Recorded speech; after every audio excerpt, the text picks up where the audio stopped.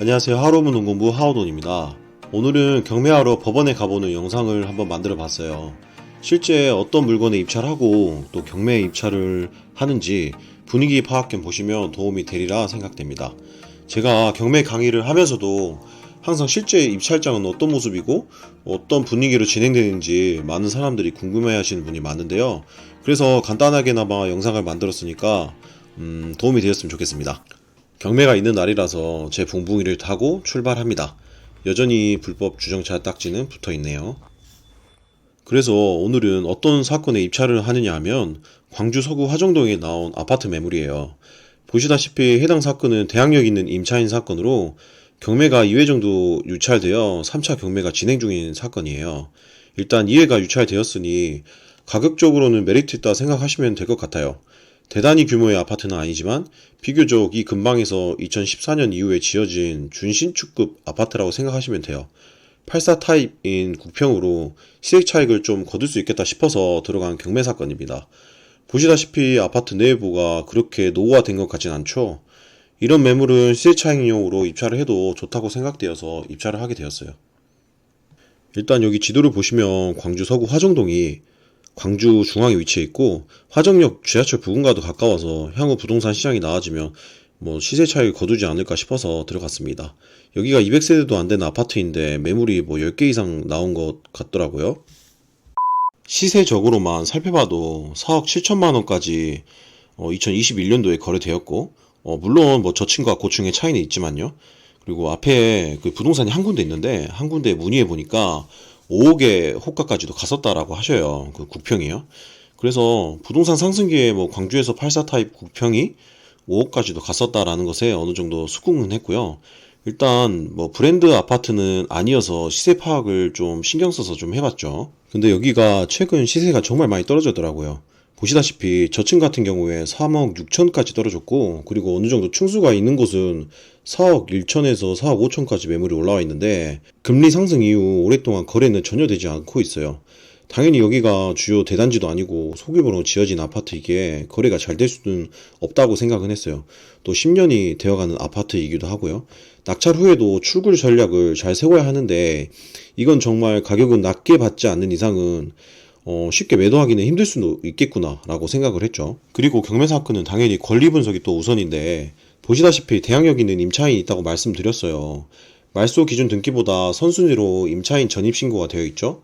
보증금은 미상인 상황이고 단순히 생각할 때 배당력으로 안 하면 낙찰자가 인수할 수도 있겠다 싶었지만 제가 나름 조사를 해보니까 해당 사건의 소유자와 임차인이 가족관계이고 가족관계여도 별도의 임대차 관계가 형성되어 있지는 않더라고요.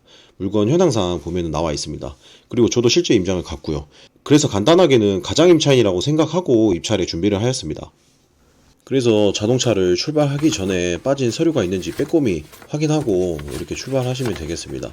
또 경매 시간 11시 10분까지니까 아침에 이것저것 준비하면은 좀 시간이 부족할 수도 있거든요. 그래서 꼭 빠진 서류가 있는지 없는지 항상 체크하고 출발을 하시면 되겠습니다. 제가 오늘 가는 곳은 광주 경매법정이고 광주가 최근에 도로가 너무 막혀요. 여기 보시는 것도 지산 IC 공사한다고 막히고 공사가 여기저기 너무 많이 해요. 지하철 공사도 하고 참 피곤한 하루하루예요. 좀 짜증나요 괜히. 여기 영상 보면 법원 정문도 공사 중이에요. 광주는 다 공사 중인 것 같아요. 이게 정문으로 가시면 엄청 돌아가야 되니까 후문 쪽으로 가시는 편이 오히려 신상이 좋습니다. 여기 오른쪽 저쪽에 보시면 입구가 조그만하게 있습니다. 저기로 왔다 갔다 하시면 됩니다. 경매 법정에 들어가서 입찰을 준비해도 되지만은 저 같은 경우에는 경매 사무실이 별도로 운영되고 있어서 사무실에서 마지막으로 입찰 준비를 하게 됩니다. 오늘 제가 들어간 사건의 명의는 법인으로 진행을 했고요. 항상 저는 여기 사무실 중개사님께 대리 경매를 맡깁니다. 오늘 같은 경우에는 법인 명의로 대리 맡긴 게 되겠네요. 대리를 맡기게 되면 굳이 법정까지 갈 필요는 없는데 오늘은 또 경매 스터디원들도 몇 명 오기로 해서 경매 법정까지 가게 되었어요. 사실 이건 오늘 법인으로 그리고 대리인으로 입찰을 진행해서 그렇고요. 법인을 대리인에게 맡겨 입찰을 하시면은 대리인 신분증과 도장, 법인 인감증명서, 법인 등기부등본, 그리고 법인 인감위임장을 준비하셔야 됩니다. 개인이 입찰하면 준비 서류는 간단하겠죠. 기일 입찰표, 그리고 보증금을 담을 보증금 봉투, 그리고 보증금 봉투와 기일 입찰표를 담을 입찰 봉투를 준비하여서 모두 담고 도장을 쾅 찍고 법정에 출석하셔서 제출하면 됩니다. 신분증 챙기는 것도 잊지 않으셔야 됩니다.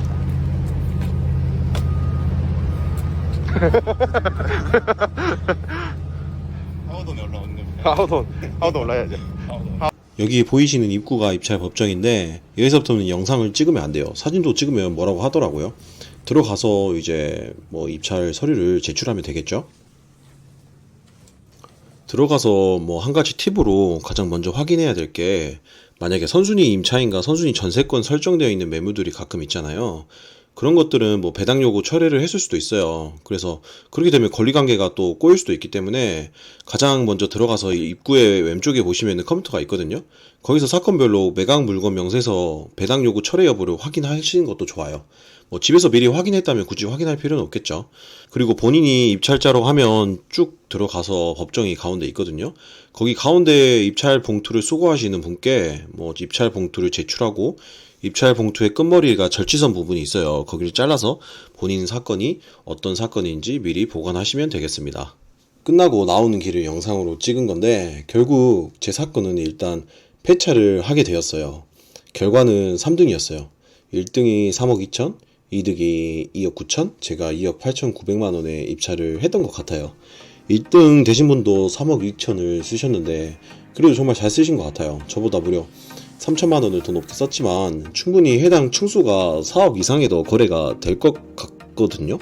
물론 지금 부동산 시장에서 장담은 할 수가 없어요. 법원 경매를 이렇게 지켜보다 보니까 다른 사건들도 가격이 정말 보수적으로 낙찰이 되었구나라고 생각되었고요. 보수적이다라는 말은 결국 공격적이다라는 말의 반대인데, 예전에 비해서 정말 낮게 낙찰률이 형성되어 있다고 생각했어요. 낙찰가를 보면서 이건 정말 돈 벌어 가겠다라는 매물들도 많이 보였고요. 일단 저는 이번 입찰에서 공격적으로 하지는 않았습니다. 충분히 향후에도 좋은 경매 사건들이 나올 것으로 봤고, 물론 좋은 부동산 매물이면 좋겠지만 시세 차익용으로 가격을 싸게 낮게 보수적으로 입찰을 해도 성공을 할 수 있는 게 경매라고 생각됩니다. 그리고 돈을 또 많이 모아야겠다라고 생각을 했어요. 결국 요즘 같은 시장에서 기회는 현금을 가진 자에게 돌아갈 것 같거든요. 경매를 이제 하다 보니 참 기회가 많이 생기는 것 같아요. 꾸준히 입찰을 도전해 보려고 합니다. 10번 중에 한 번만 낙찰되더라도 그게 성공으로 이끌 것으로 장담을 하기 때문이죠. 그리고 또 끝나고 바로 또 임장을 갔어요. 저 이사님과 함께 임장을 또 갔는데 재미난 물건들이 항상 많이 있는 것 같습니다. 오늘도 시청해 주셔서 감사하고, 도움이 되었거나 도움이 안 되었어도 구독 눌러주시면 감사하겠습니다. 감사합니다.